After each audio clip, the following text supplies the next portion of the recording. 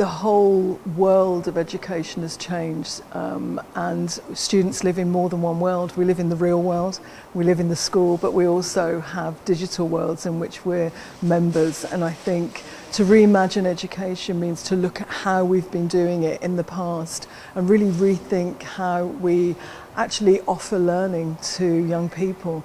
And so part of our job, I think, is to really educate students for the future, look at what's coming. We're already there, the future's already with us, the metaverse, the different worlds in which students are digital natives, as well as looking at the foundational skills, the competencies that we'd want students to have in order to navigate those worlds. So doing research, understanding your strengths and the areas that you need to develop and how best to do that, whilst giving the students great self-esteem, feeling confident in their learning. And so that's what we're trying to do here, giving the power back to learners and giving them agency over their own learning. So easy to say, hard to do. Yeah, I think changing people's paradigm of education. You know, parents come in and expect to see the education that they were involved with when they were at school, and the same for me.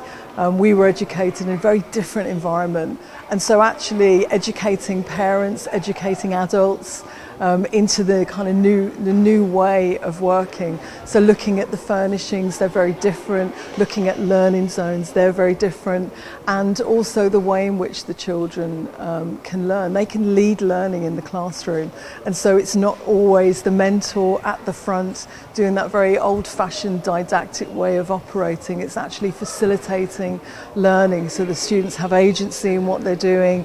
They get choice by outcome and by design, and we start looking at different just ways of thinking about the world. So looking at design thinking, robotics, coding, all of these areas are areas where students will need to feature, because they'll be the entrepreneurs, the innovators and the thinkers of tomorrow, and the global leaders, we hope, here in the UAE.